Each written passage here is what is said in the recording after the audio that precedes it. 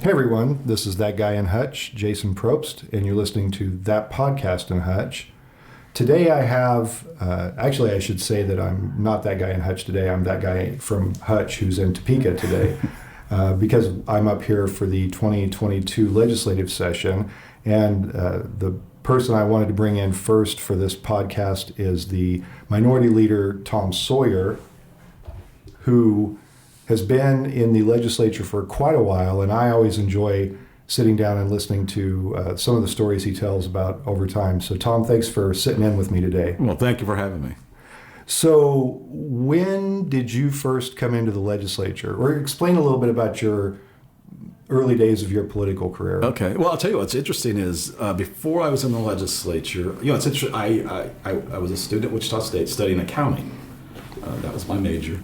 And while I was at my freshman year at WSU, this guy, Dan Glickman, was running for, he was a young school board member deciding to run for Congress, taking on this 18-year incumbent who was considered unbeatable. And so I had some appeal, so I got involved in his political race, trying to start helping him on his campaign. And he won. He knocked off Garner Shriver. It was Dan Glickman went the first time he ran. And then, of course, he went on to serve for a number of years. A long time. He served a long time. Yeah, he served 18 years himself. Yeah. He became the entrenched incumbent that eventually lost. But it was interesting. But it got me interested in politics. So that's how I kind of got my interest. And I had some interest. My first interest came much younger. When I was just 10 years old, I was Martin Luther King Jr., Bobby Kennedy. Mm-hmm. I really followed those guys, the civil rights movement. That was pretty important to me as a kid.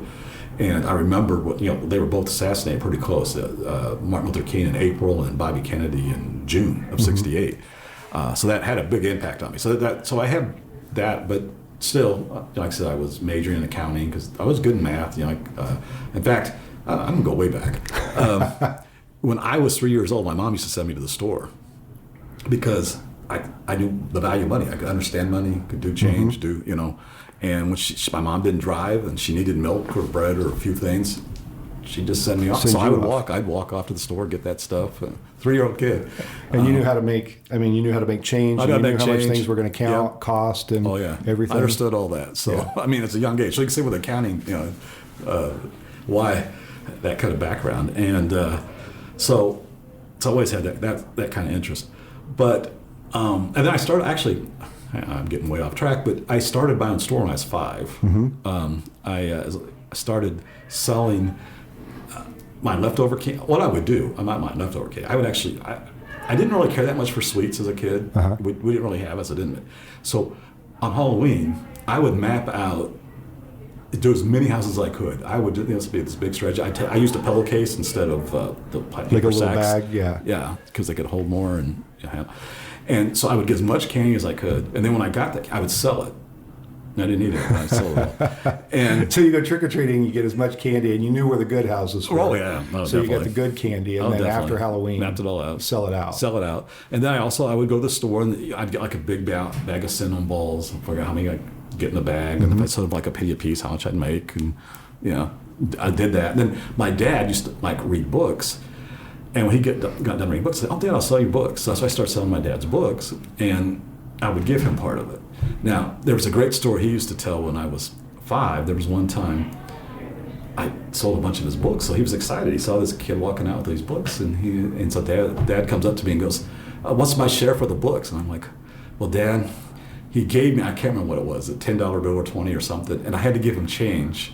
And unfortunately, the change was your share." I swindled my dad at 5 years old. I don't know, but my dad thought it was so cute. He didn't, He didn't get too upset. He didn't get upset, and he in fact didn't tell that story for years for other people. So, well, before we get back on your political career, I think talking about this is a good opportunity to take a little bit of a detour. Because when it comes to numbers, when it comes to, you kind of have a reputation up here of remembering and knowing these details about the history of tax policy, the history of budgets that very few people can recall. And you're kind of the de facto expert in the building when it comes to what we've done before, and when we do things now, how how that's going to affect the budget, or can you talk about that a little bit? It's just part of that natural extension of you. It is. I just felt, like I said, as a kid, being able to make change as a 3-year-old and starting my own store and selling things and stuff. I just always had a natural. I know numbers really well and remember that stuff very well. So it was just natural. Then I studied it. Yeah, and in school I was great in math. I would go, took all the hardest math classes and. So you were on track for a career in finance or accounting or something, and you have this 10-year-old memory of Martin Luther King being assassinated and Bobby Kennedy being assassinated. You get involved in a political campaign, and something kind of flips, and you decide politics is where I want to be. Yeah, I mean, the politics started to. I mean, I was a student at Wichita State, still studying, and I ended up getting my degree in accounting. So it's not like I changed that totally, but all of a sudden I'm spending a lot of time on politics, helping on these campaigns. And I don't. Did you know Pat Lehman? I mean, she's still around, I guess. But, I know the name. Yeah. Yeah, she was a big labor leader in Kansas, and it's funny. I was naive. So I was 18 and I worked on Dan's campaign, and somebody was like, "You should run for precinct committee man." So I said, "Oh, okay, yeah." So I do it. I file, and not knowing at all who the current precinct committee man were in my precinct, or I just do it, and I campaigned for it. I went door to door. I'm campaigning. Well, the precinct committee people in that district were Pat Lehman and her husband Leroy Lehman. Okay. And I knocked on Pat's door. I mean, I didn't, I was 18. I was just knocking on all the Democrat stores. I didn't pay attention. So she starts asking me a lot of questions, and asked about, but she was impressed that this 18-year-old kid's at her door campaigning, and she kept asking more and more questions, and then she introduced herself. She's kind of like, well, I'm Pat Lehman. I'm the current precinct committee woman, and you're running against my husband Leroy. And I'm kind of like, and if anybody knows, Pat, this could have gone so different that I might have never done anything in politics again. Yeah. Because Pat is known as a very tough woman and is really, she goes after people, right? So instead, though, she was so impressed that this young person was so interested in politics that the next thing she yells at Leroy, says, "Leroy, you're not going to be precinct committee man anymore." She had decided, okay, this is great. I'm going to support you, and it was the beginning of a very long lifetime friendship with Pat and Leroy. Leroy and I ended up doing a lot of things together in politics, but and he just died recently. So she kind of pulled you in. Yeah, She became a good mentor for me after that, and got me involved with politics, and because she knew everybody and everything, Yeah. So it ended up being a really good thing for me. But that could have gone way the other way. I mean, anybody that knows Pat knows that could have gone way the other way. Yeah. But so that was a lot of my start in politics, and then I was a student at WSU, and in 1970. Yeah, a couple of years. So that would have been the 76 elections. In 77, I got a little bit involved in the city elections for city council races. 78, got involved. John Carlin ran for governor. Got involved in his campaign. And while I was working on some of these campaigns, there was a woman I met named Nancy Orpesa, and she's like, "Well, you ought to get a job that pays money from politics, right?" Because I was a volunteer all the time. Because she knew the county clerk. Mm-hmm. So after the 78 elections, I mean, literally like the next day, Wednesday, elections are Tuesday, like on Wednesday, she gets me an interview with the county clerk. So I get hired in the county clerk's office. So I started to go to work in the courthouse. And I started off as an office assistant, working part-time and going to school full-time. Well, then I became administrative assistant in the office and then chief deputy, and it switched around. I was working full-time and started going to school part-time after that. So that's how I got involved in the courthouse.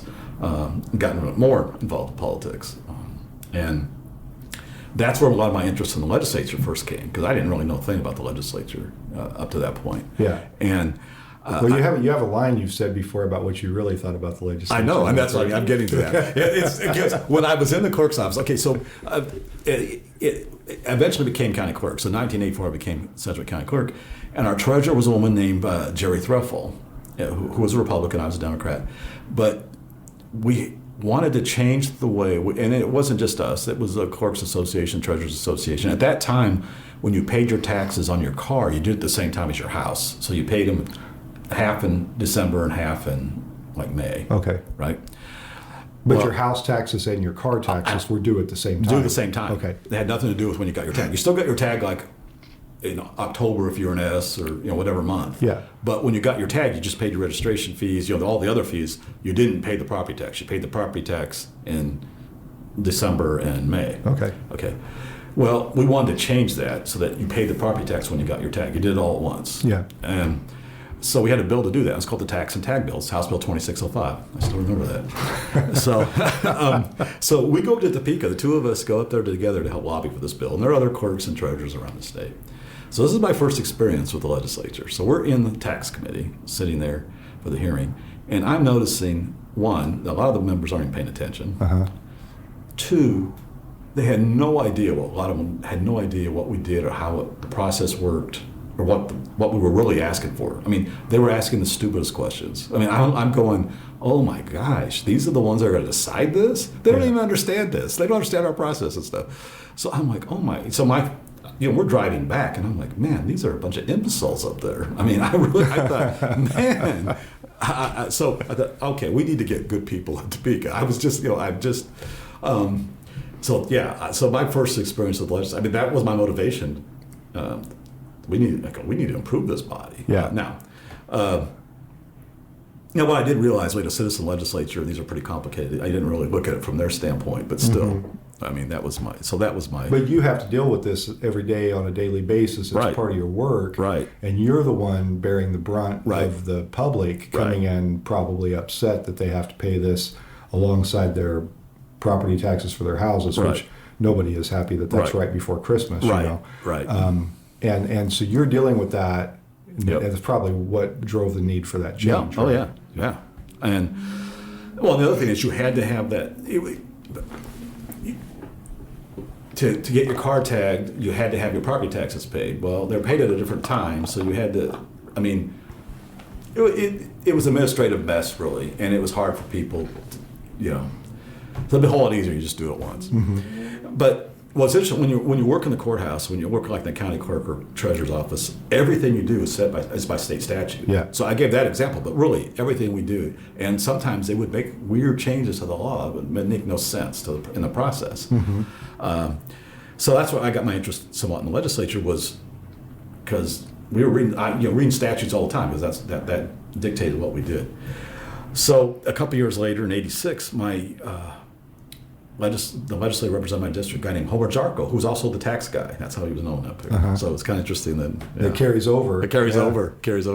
So, and that's one reason that he recruited me too. He came to me and asked me, and because he knew my reputation in the courthouse and about taxes and stuff, and so he asked me to run, and so I did. And my motivation again was, oh man, yes, we need people up here who understand some of about taxes. Yeah. So that's what first got me there, and got me run for. I won in '86, and now I first got elected in '86, so I've served under 8 different governors. That was Mike Hayden just got elected in the '86 elections. Okay. I knew John. I mean, I worked on Carlin's campaigns, but he was gone. He left. Hayden came in when I came in, so I didn't actually serve under Carlin. So I came in under Mike Hayden, served 4 years while he was governor, and then Joan Finney got elected governor in '90. And the other thing that happened in '90 is Democrats took the majority, which is very rare in Kansas. Yeah, which is one of only 2 or 3 times in the history of the state that's happened, right? 3 times. It happened in 1912 and 13, that session, and then the 76, 77 session, and then the 91, 92 session after. And those are the only 3 times That's in the the only history 3 of times. Kansas, 163-year history. Right. Yeah. The But Democrats. you were part of, you were here when the Democrats were in the majority. Yes. Right. I was part of that. The 90 elections. And I worked pretty hard on helping people get elected in those races. And so we took the majority. It was a 63-62 majority, so it wasn't a big majority, but it was But it was majority. It was as small as it could get, but we had the majority. So I did. What's interesting is I got elected majority leader, and I was, how old was I? 33. When I got elected majority, so I was young majority. I didn't realize at the time, when I look back now, 33. God, that was dumb. No, I don't. But wow, So I was majority, got to serve under Finney as majority leader for 2 years, and then 2 years later we lost majority. It was 59, 60, it's still close. 59 Democrats, 66 Republicans, but we lost the majority. And Finney was still governor for 2 more years. So then I served as minority. I went from majority leader to minority leader. Okay. And served as minority leader for Democrat governor for 2 years. And then the next 4 years, Bill Graves gets elected governor in '94. So he was my third governor I served under. And I was minority leader for his first 4-year term. And we actually got along really well. And part of it was, what also happened in '94 is they elected a lot of more conservative Republicans. And that was pretty new for Kansas at that time. I mean, there were a lot of them. There'd been a few, but all of a sudden now they had a majority of the Republican caucus for the first time. And Governor Graves was a lot more moderate. Yeah. So part of it was probably out of necessity, but we had a great working relationship. I mean, we literally talked to each other every day. But he needed our help to pass his budgets. I mean, we worked on a lot of stuff. I mean, so it's still, so even though I was minority leader for 4 years, it kind of felt like still being majority leader because, we were. There had to be a lot of coordination between his, the moderate Republican caucus and the Democratic caucus to get anything done, right? Exactly. So we worked together, the two caucuses, and did a lot of stuff. And like I said, passed his budgets, and he included. It's kind of interesting. We've been pushing for years. Kansas didn't have a earned income tax credit at the state level. There was a federal one, but we didn't have one. And so that was one of our big issues. And he put it in the State of the State in '97. I mean, it was in his address. He just he do the earned income tax credit. Yeah.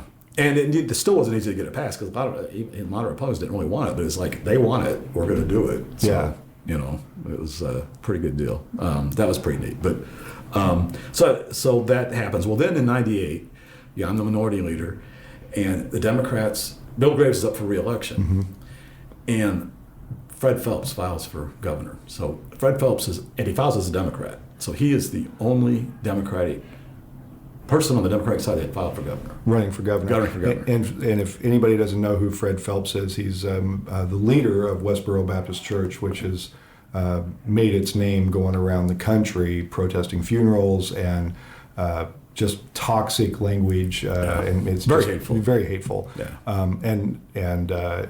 He's not grown in popularity. Well, the whole thing hasn't grown in popularity over the years. But at the time, you're a minority leader, and he's the only candidate at the time who's filed to run for governor. And the idea is, I mean, Graves was very popular, right? And he was going to be reelected. Very, very, very heavy lift to beat him, and probably quite unlikely, right? Yeah. Although he had a primary. Now, the funny thing about Graves is a guy named David Miller, who was state Republican chair at the time, actually ran against him in the primary because the conservatives, Graves was not conservative enough for him. So there was a chance he could have got lost in the primary. That would have changed everything, but he won his primary. But from our standpoint, not only had Fred Phelps filed for governor, his son, Fred Phelps Jr., had filed for attorney general. And like Carlos Stovall, if I remember right, was the Republican incumbent for attorney general. Again, a popular person, but the Democrats, it's possible that our top of our ticket was going to be both Fred Phelps and Fred Phelps Jr. So we're like, that can't happen. We got to have candidates, and we were working hard to get somebody to run. And at the time, there were 10 senators in the Kansas Senate, and I figured one of them would run because it was midterm for them, so they could run for governor, lose, and still keep be their seat in the Senate. Yeah. So I thought eventually, Anthony Hensley was Senate Minority Leader, and he did look at it pretty hard, but he ended up deciding not to do it. But I thought one of the other senators might. But then the filing deadline's Monday. Friday. We're on this conference call, and there's still none of them coming forward. Saturday comes, none of them are coming forward. So Sunday, the filing deadline's Monday at noon, right? Sunday, we're on there. I'm like, look, if none of you guys are going to do it, I'm going to do it. We cannot have Fred Phelps be our candidate. I'm just, And I thought, well, maybe, okay, one of them will come forward because I got to sacrifice a seat, right? No, none of them did. So the next day, I filed, and my lieutenant governor candidate was actually Elizabeth Baker, who I'd worked with when I was majority. One of the things about having a 63-62 majority, to get things passed, you really had to work with a number of Republicans. Yeah. I mean, you had to, because you have no cushion. And there's no overwhelming, the body with your numbers, kind of like what we see sometimes today. In fact, lots of times someone's gone. You don't even have a majority some days. Yeah. I mean, you know what I mean? So So in one of those Republicans I worked with that helped us a lot was Elizabeth Baker. She was a Republican from Derby, very moderate. And there were several others. Mark Parkinson was actually one of them. He was a Republican state rep at the time who later became governor, but at that time was Republican state rep. He was one of those that was very helpful. But there were several. But anyway, she was one that was. So when I decided to run for governor, call her. She switches parties and runs as my running mate.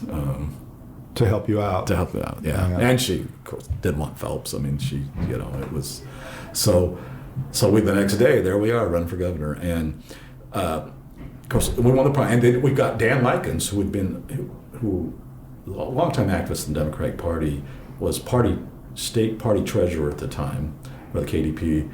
And he filed for Attorney General. And so he ran for Attorney General against Fred Phelps Jr. I ran against Fred Phelps Sr. for governor, and we kept the Phelps. We won our primaries and kept them off the ticket. The ticket, so kind of helped the party that way. But then, of course, I was out of the legislature. So I'd served 12 years. And you had to give up your seat. I had to give up my seat to do that. So I was out. But the guy who'd been our state party chair was Dennis Langley, and he'd been state party chair 6 years, and he was ready to step down. So I decided to run for state party chair. So I served as state party chair then for 4 years.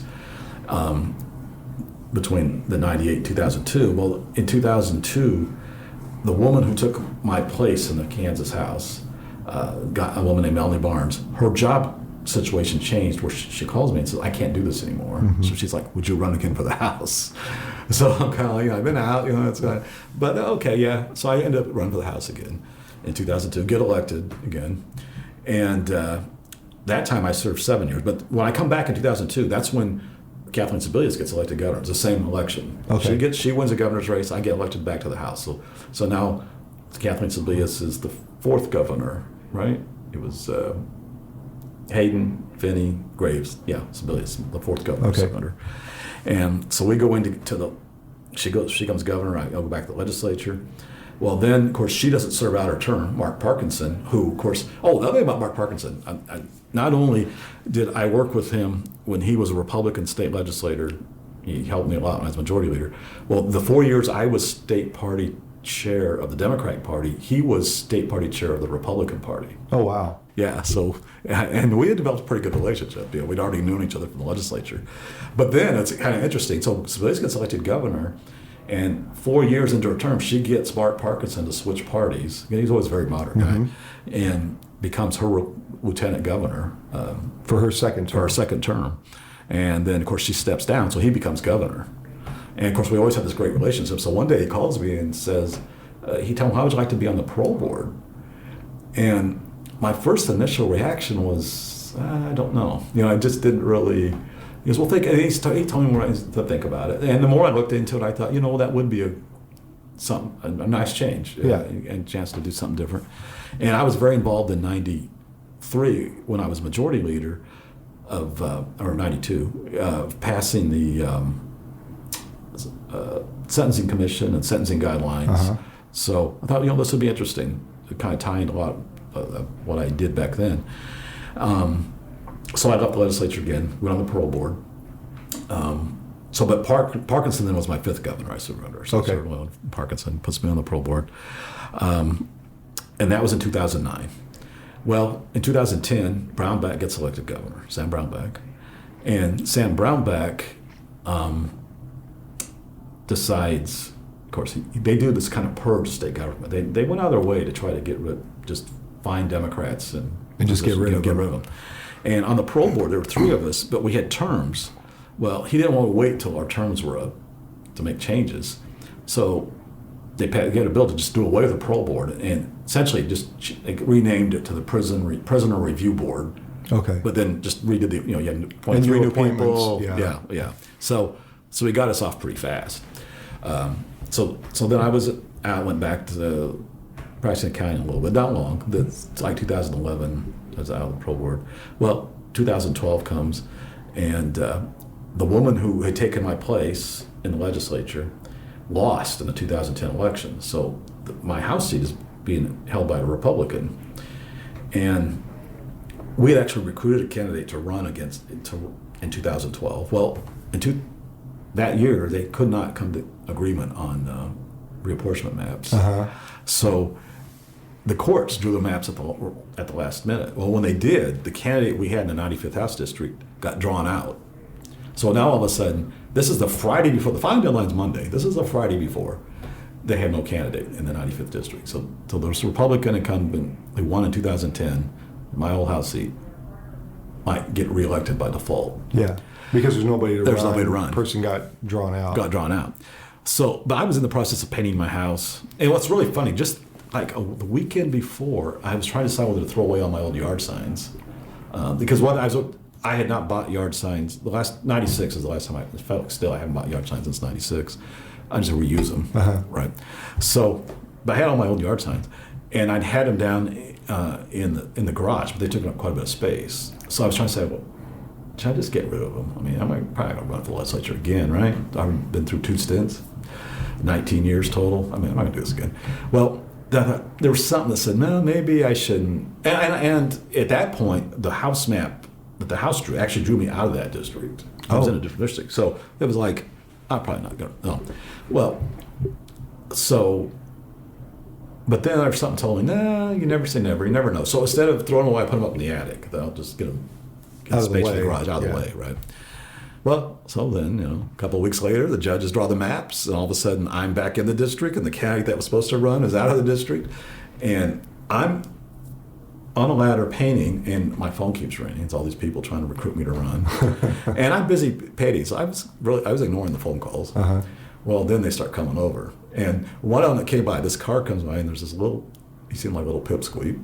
And we're good friends. I like Brandon. I love Brandon Whipple. He's mayor of Wichita now. But I had not known Brandon yet. He was county party chair at that time. But he came in to politics in Central County when I was on the parole board. And when you're on the parole board, it's non-part of, you kind of get out of the politics for a little bit. Yeah.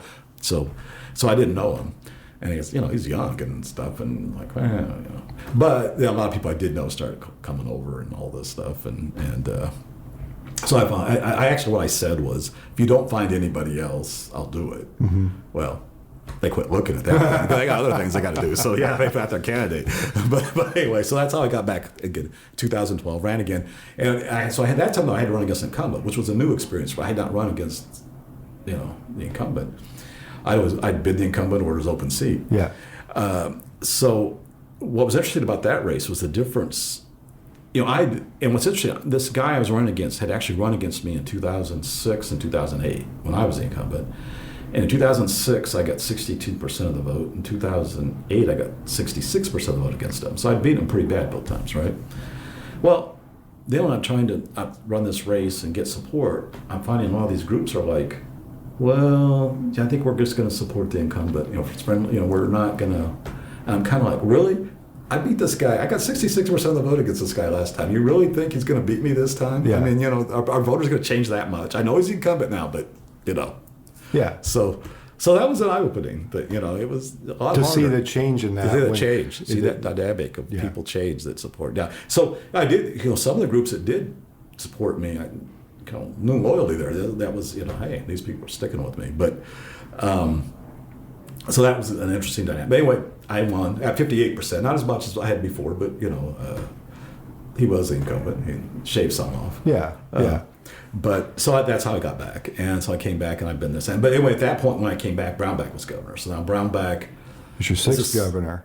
Sixth governor. Yeah. Yep, my sixth governor. Well, of course, then Brownback resigns early. Collier takes over. He becomes my seventh governor, and then now Laura Kelly's my eighth governor. So I served under 8 governors. Yeah, but that's how we get to today.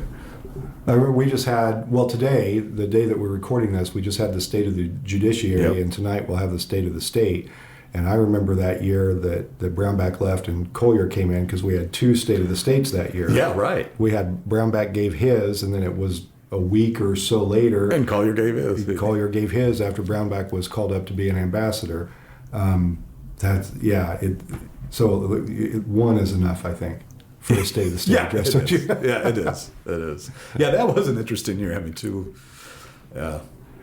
So in that time. Talk a little bit about, you've seen a lot of changes in politics over the years. Can you talk a little bit about that, kind of like, I don't know, just the differences that you've seen in the way this body works from what, like when you first got into what it is today? Yeah, when I first came in, right, so there were no computers. office assistants used Selectric typewriters.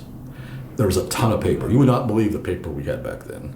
I mean, everything was paper. So we got so much to read all the time. It was like impossible for a person to read all the stuff we would get.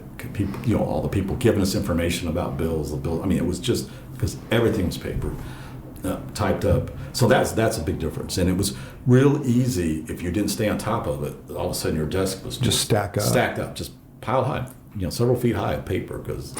So you had to stay on top of stuff. So that was a huge difference. Communication, my gosh, a huge difference. Back then, again, your constituents, they wrote you letters. Yeah. When I want to know something, or you'd get phone calls. So your office assistants, and we didn't have cell phones, so it was landlines. So your office assistant would be answering the landline or letters, and a lot of them were letters because you had long distance calls. Mm-hmm. People didn't want to make long distance phone calls, and they charged. Right, there was an extra fee. For long distance. So it kept the calls down too. And I'm at home. They might call when I go home on weekends or something. It could be a local call, but during the week, people didn't want to let me know their opinion that bad. Lots of times they just write a letter.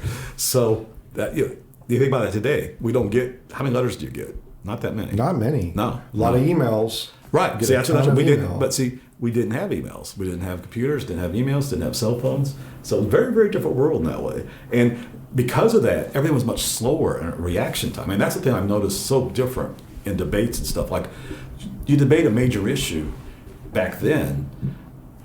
Well, it might be in the paper the next day or the news the next day. But it took a while to get feedback. You didn't really hear from the public immediately. It was, you might eventually hear, but and there was this gap where now, in the middle of the debate, I'll say something on the floor and somebody will text me as a response to what I said. Because it's been tweeted out. It's been tweeted out. Yeah. Yeah, I mean, it's so immediate now. It's so different. You get immediate feedback, which is the biggest changes. It is really different. Do you think that's helpful or harmful? Most of the time I think it's helpful. I think it's helpful in terms of, to the public, kind of being able to follow on what we do. Mm-hmm. I mean, it's so much easier for them now with the internet, and because they can watch the proceedings on YouTube and right. and committees on audio. Right. Yeah. Right. Whereas back then they had to rely on the media, and then you only got a snippet of what happened, whatever the newspaper summary was, or the brief. So from that standpoint, it really is good. Now, some of it's kind of negative too, in that it does kind of the immediate feedback sometimes could be stifling, I think, or so I think it kind of changes the way we operate in a lot of ways. I think it makes things more polarized, because whereas people could be more statesmen back in the day, you didn't have that immediate feedback from the both sides. The extremes now you can hear a lot from it immediately, and I think that can push people. You don't get a chance to kind of work together like you did in the old days. So I think there's good and bad with what the changes we've seen. Yeah, because on one side there's better access for the public, but on the other side it kind of lends itself to that emotional immediate reaction, where people haven't taken the time to think and they can just react to something, and that's not always productive if you're trying to hash out a very difficult issue. Right, it makes it harder to do the compromising like we used to do. Yeah. I think that's one reason people ask about. We seem to have less compromising, things are more hard, but I think that's part of it. I mean, you hear immediately from your constituents, both sides, and it hardens people up. It gets harder to kind of work out that in the middle. Yeah, that makes sense. You've talked about that before, about, you've shared stories with me before about kind of the way bills have been compromised, the way people would sit down, even if they come with, different viewpoints, but you could have that conversation about, and you've seen some good policy over the years come out of that. Can you think of an example or two that really stands out in your mind? Well, there are several. I mean, even if you go back to school finance back in 91 and 92 when we rewrote the school finance bill, that was a bipartisan bill. I mean, we had, had to be, because one, we had the majority at 63-62, and it's not, we needed Republican support. We couldn't get, and so we had to work with Republicans, and you got a product that had some of what both sides want. Work comp reform in '94, I think it was, when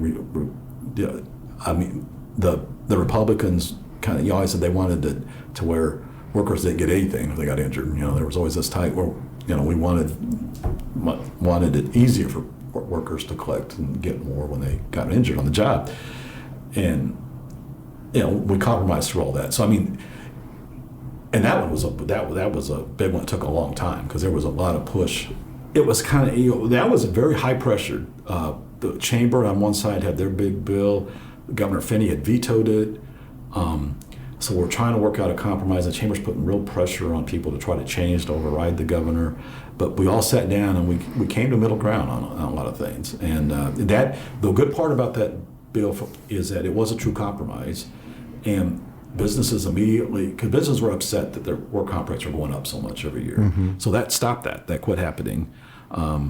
But we got a few things on the worker side too, and we got the good part of that compromise is we set up this committee that kind of oversaw it, and that actually worked. That was in '93 or '4, and that stayed in place until very recently. It's kind of under Brownback, there were some changes that have kind of undone some of that. But for many years, that compromise held, and we're just like school finances. It's the basic school finance formula is the same as what we passed in that '92 session. Mm-hmm. So some of this compromise has had a good long-term effect for Kansas. Yeah, when you do that, there's less need, it seems, to come back and make drastic changes to something because you've considered all the different viewpoints and you've thought about all the implications of that policy. Yeah. And you make sure when you get it done that you've thought about those ahead of time, and then you don't have to come back in a couple of years and make these huge changes. Yeah, yeah. So another thing I wanted to ask you about, talking about some of the changes that you've seen over the years, is a little bit about how kind of relationships have changed and how people, I guess the dynamics and the interpersonal dynamics in the building. The time I've been here, I've heard a lot of stories about the way things used to be versus the way they are now. Can you talk a little bit about that? Yeah, when I first came up here, we had our debates on the floor. But then we were all friends. It was I always said it was kind of like a fraternity or something. We're all legislators and we had our different opinions, but we had our debate and then we were friends afterwards. And over the years, that has changed a lot. It seems like you've got, it gets hard even for Republicans to go to dinner with Democrats. Mm-hmm. They'll get ostracized from other members of their Congress or whatever. And that's been a change. And part of that, I think, is due to part of it is the polarization. I think when I first came up here, we didn't have very many far-right conservatives. So you had what we'd call today moderate Republicans, and some of the Republicans we called conservative back then would be moderate today. Yeah. We just didn't have. So I think that's part of it. There's more polarization.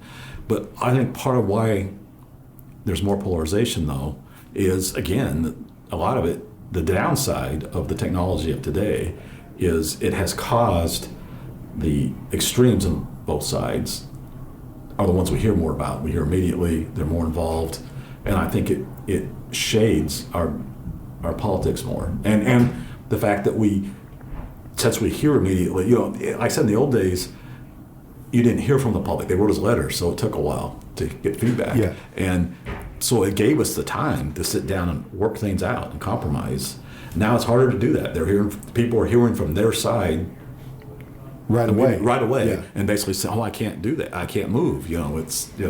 So that's the downside of that. And I think that's caused, whereas today we don't have as much of that camaraderie that we used to have. There's still some. We still have friends across the aisle and stuff, but it's not like it was in the old days where you had a lot more of that, and people kind of realize we disagree about things, but we still care about Kansas. We have different ways of solving problems, but we still want to solve problems. Nowadays, it's almost like you're the enemy, and I think some Republicans think I'm the devil or something. So now I always use the analogy that if you're doing this kind of work and you're solving problems and you're dealing with big policy decisions, politics might always be a card in the deck, but it should not be the top card. Yeah. And it feels like anymore a lot of times we're looking at these through the lens of politics first and then filtering down, and it feels like some sense of humanity or shared experiences being lost in that. Do you think that's right? Yep, yeah. I do. So you talk about some of your early years and how, you were a student at Wichita State and you're getting involved in politics.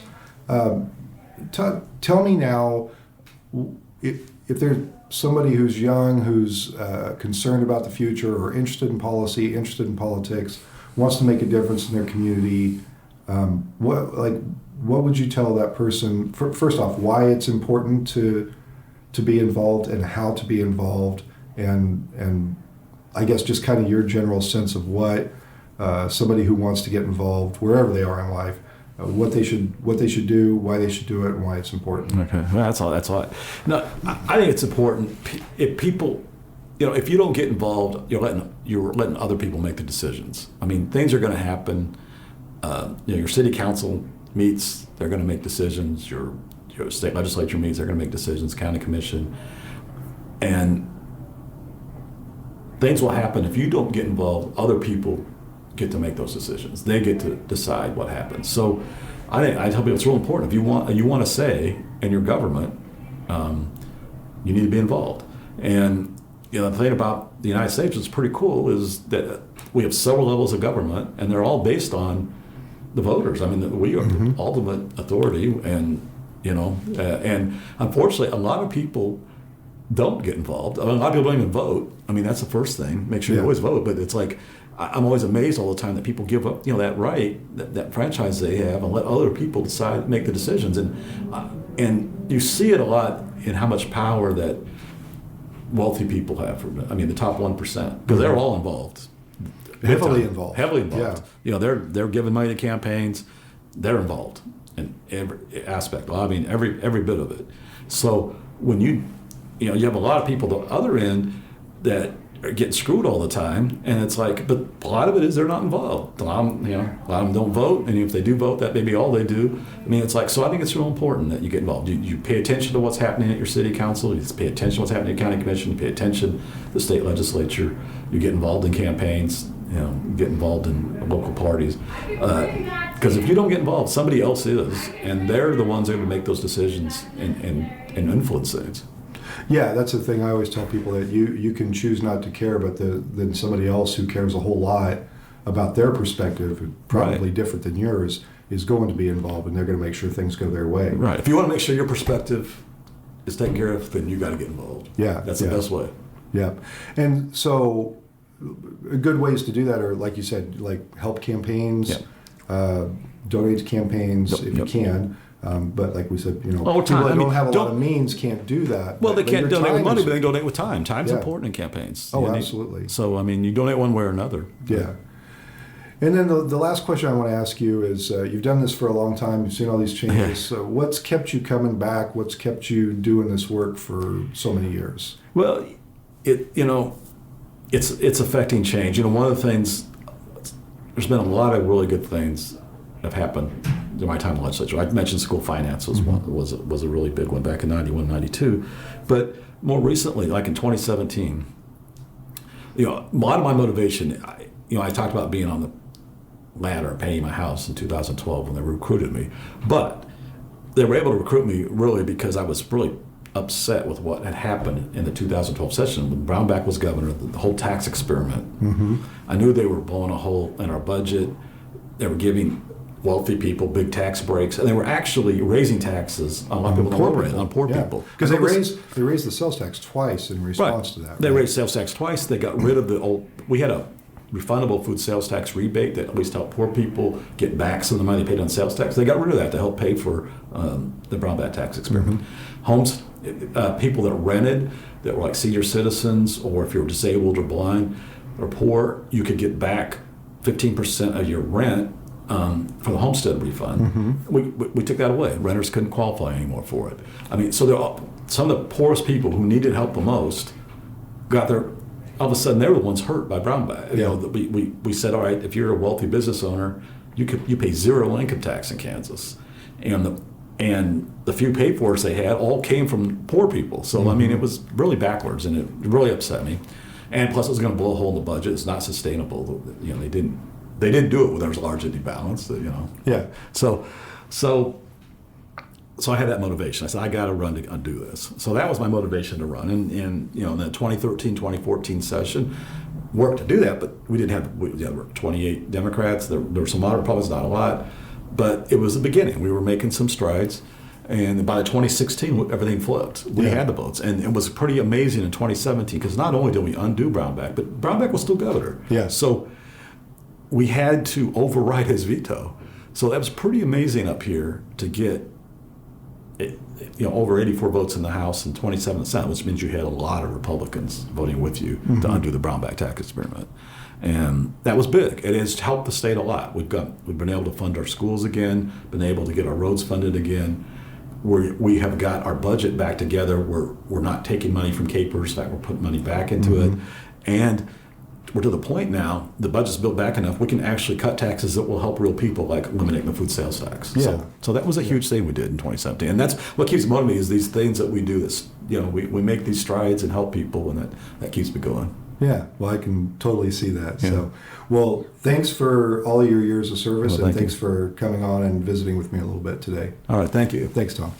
I'd like to thank a few of the people who've helped make That Podcast in Hutch possible. My son Mitchell Probst wrote and recorded the music for the show. Jenny Brigette put together some great graphics and promotional art. And Chris Acker helps overcome my mistakes to produce a great sounding product every episode.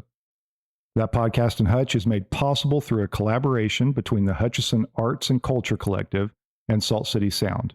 They're working to bring resources and infrastructure to support art, music, and storytelling in our community. If you have an idea for your own podcast, reach out to them at podcasts@saltcitysound.net.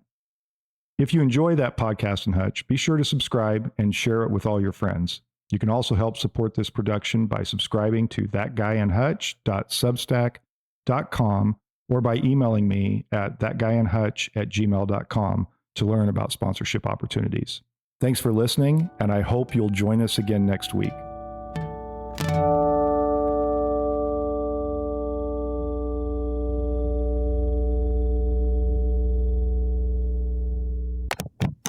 A Salt City Sound production.